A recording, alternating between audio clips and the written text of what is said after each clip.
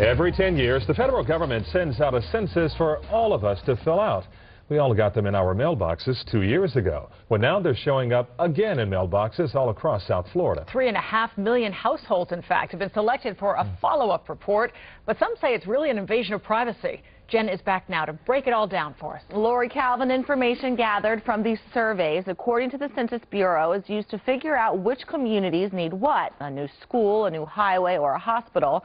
We found out what turns people off most isn't answering the actual questions, but feeling as if they have to.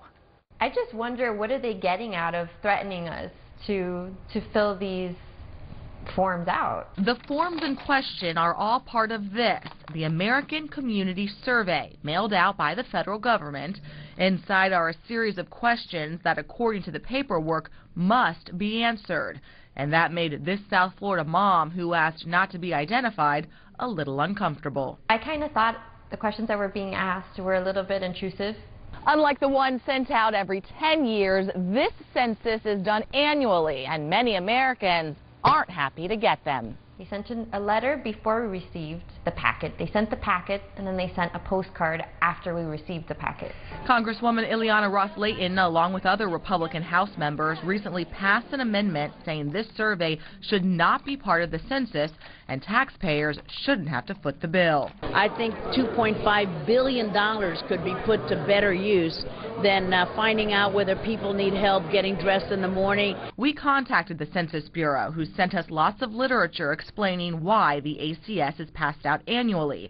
They say it helps supply the country credible and cost-efficient economic and social statistics, and explain that they say it's mandatory so more people will respond. We all fill it out, and then we're thinking, okay, I guess it's mandatory because they tell me that it is, but it really is not. I kind of felt like they were bullying me. This woman isn't filling out her form. Time will tell if she will face a fine. Even the census director admits action is rarely taken against violators.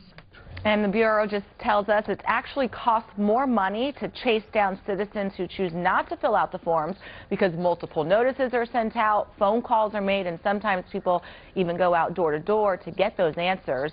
Now, even though the House voted to get rid of the ACS, Representative Ros Lehtinen says it will likely go nowhere in the Senate.